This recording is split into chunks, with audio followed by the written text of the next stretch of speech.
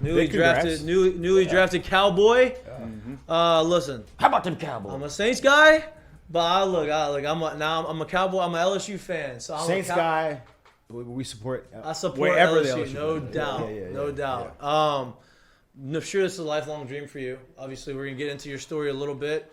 Born and raised here, you and your boy drafted in the same round, right? TDP, same round, same draft.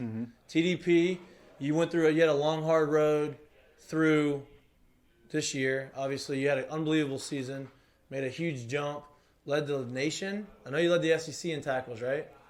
Led the nation in tackles, or close somewhere. I think all the way up until the bowl game, because you couldn't play in the bowl game. Right.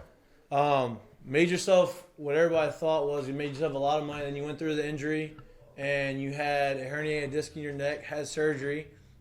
Questions kind of going into the draft. Hey, are they going to draft me because I had surgery? Cowboys took a chance, drafted you, which I think you're going to be unbelievable there. I think you fit their scheme really well. I think that obviously your makeup and what you've been through before puts you in a little bit of a better situation than most. You know, adversity builds a lot of character. So talk to me a little bit about that. Talk to me about your senior season. Talk to me about what went into the development of you, and talk to me about the recovery that you're going through right now. Okay, well, first, thank you for having me here. Of course, man. It's been a journey, but I'm a soldier. Just keep fighting. But I just thank Coach Baker, Blake Baker, and Durante Jones for my senior year. They came in there. They came in there in the spring, and that's when I met them. Talked to both of them. They say they heard a lot about me, a lot of great things about me. And I just told them, make me a better football player. That was the biggest thing I wanted to do. And just I wanted to, this past football season, just put it all on the table. And I just each game I just went out there and gave my all. And Coach Baker said all the time, just be where your feet are. But I can't take all the credit for myself, Okay, I was the one going out there and doing it, but it was the behind the scenes, meeting with Coach Baker, doing things with Coach Jones like that. They got me to, where I am today. What were some of the things that they did to make you allow you to make that jump? Oh, well, Coach Jones, he's an NFL guy. He's back, with the Minnesota Vikings right now anyway. So he's an NFL guy. So him bringing the NFL pro style defense to LSU, it really helped, help the guys along with myself. He just, you don't make things complicated. You don't make things harder than they need to be. You know what I'm saying? We play defense. Right. You just, okay, you gotta go out there and do the right thing. You gotta have the right coverage. But he put us in pretty good situations. Everything wasn't good about last year, but for the most part, you can shine a bright light on last year. What was the draft process like? How did the Cowboys become a thing, and when did you know that they were probably going to take you? The only time I met with the Cowboys at the combine, that was one of my official meetings that I had. And it was a really good meeting that I had with them. I had all the confidence going into the combine. I knew everything happened for a reason. I from me going to California training and all the way up until the combine. I went to California, started training, and I had to go to the Senior Bowl. And then I went back trained for like another 2-3 weeks, and then had to go to the combine. Everything that on the field things and all the testing things, we did everything back at Proactive. That's the shirt I have on right now. We did all those things. So those guys back in Proactive put everyone that trained there in a good position going into the combine. When Durante Jones got the job, you say he's an NFL guy, right? So one of the biggest jumps from, obviously I played professional baseball. I didn't play football, but he has friends. He played football here at LSU. Mm-hmm. We have friends that would have made the jump, done both. The biggest thing that everybody has talked to us about is the speed of the game, one, but two, it's understanding and it being like cerebral, more in the mental part of the game than anything, right? And right. Did he bring in, looking at film and understanding schemes and understanding tendencies and what teams, that's a hard thing to learn. Did he bring some of that into the scheme, and did he help you learn how to make that transition into NFL? Most definitely, man. Every meeting we had, we used to have a team meeting, and then we go to offense and defense. Every meeting, different days we had different scenarios. So every time we had our defensive meeting, they had everything broke down on the board.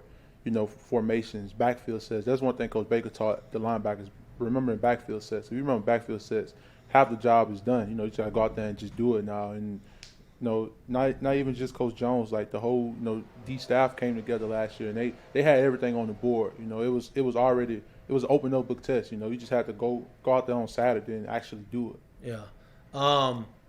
How's the recovery going with the neck? Obviously you said it's a 6-month recovery. You're going on month 2, I guess now. How's the recovery going? How do you feel?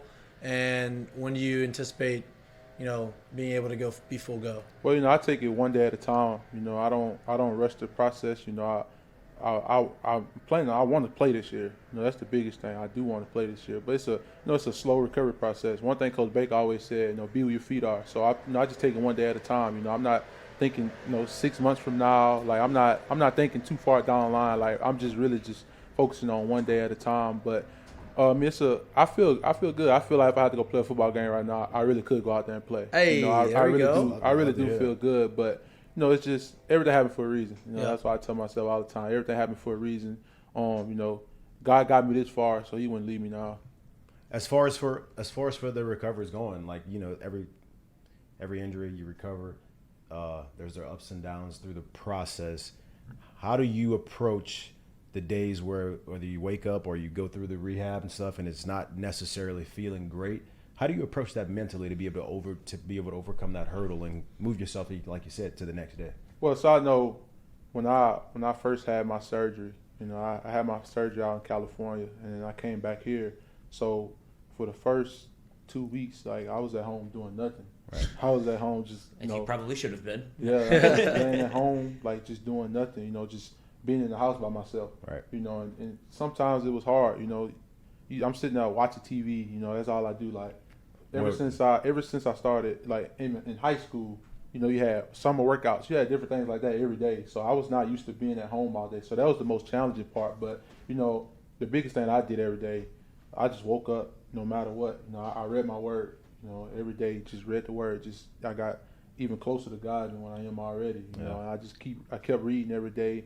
And you just gotta keep thinking positive, because when you have a negative mindset, like nothing but negative things gonna come to your head. I had to tell myself, okay, some days, I had a negative mindset, but everything happened for a reason. And I'm just glad that they found it at the combine. Because I could have been, playing on the field and got hit the wrong way or hit someone the wrong way, and that could have been the end of my career. So that's why I keep saying, everything happened for a reason. But to answer your question, it's some days better than others. Of course. And even when, some days I'd be like, man, I don't know if I feel like doing this. I don't know if I want to do it. I just think about it all the time, man. If you want to go back to doing what you love to do, you got to put the work in, and that's what I tell myself all the time.